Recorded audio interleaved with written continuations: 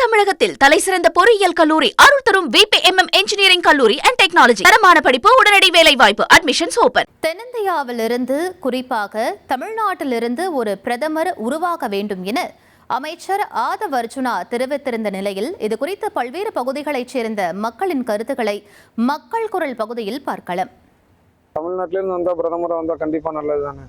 காவேரி பிரச்சனை, தண்ணி பிரச்சனை, கரண்ட் எல்லா பிரச்சனைக்கும் போய் அவங்களுக்கு இதே நம்ம ஆளுங்கன்னா நம்ம சொல்லி நம்மளோட உணர்வை அவங்க புரிஞ்சுக்குவாங்க. புரிஞ்சு நமக்கு சீக்கிரம் தண்ணி வர்றதுக்கான வழியை சீக்கிரம் பார்ப்பாங்க. நமக்கு நீட் பிரச்சனை இருக்கு, ரெண்டாவது காவிரி நீர் அந்த பிரச்சனை இருக்கு. இதுக்கு நம்மள ஒரு ஆள் அங்கே போனாங்க அப்படின்னா நம்ம மக்களோட கஷ்டம் என்னங்கிறது அவங்களுக்கு புரியும்.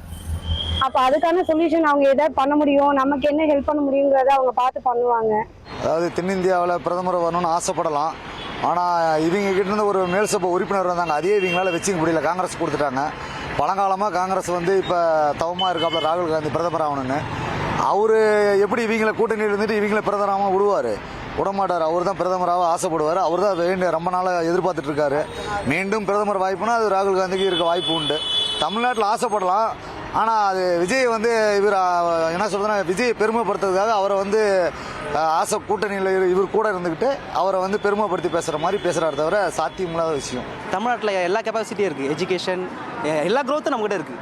இப்போ அப்கமிங் டேஸில் நிறைய வளர்ந்துக்கிட்டு இருக்கும். எந்த குறைபாடு எனக்கு தெரிஞ்சு இல்லை.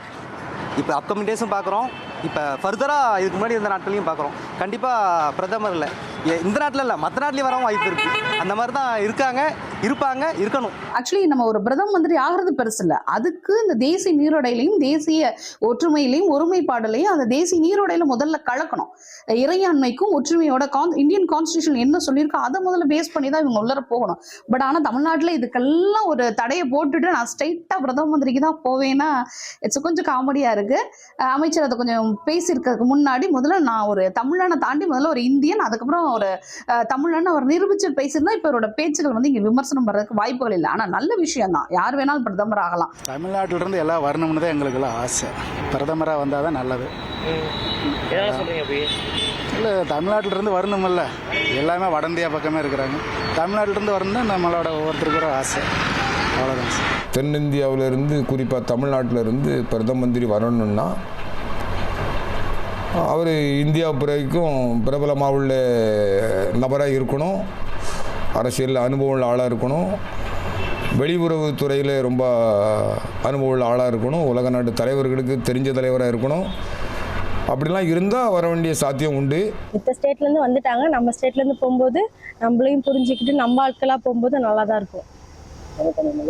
நம்மளுக்கான நல்லதும் நடக்கும், புரிஞ்சுக்கிட்டு நம்மளோட விஷயத்த அங்கே போய் சொல்லுவாங்க.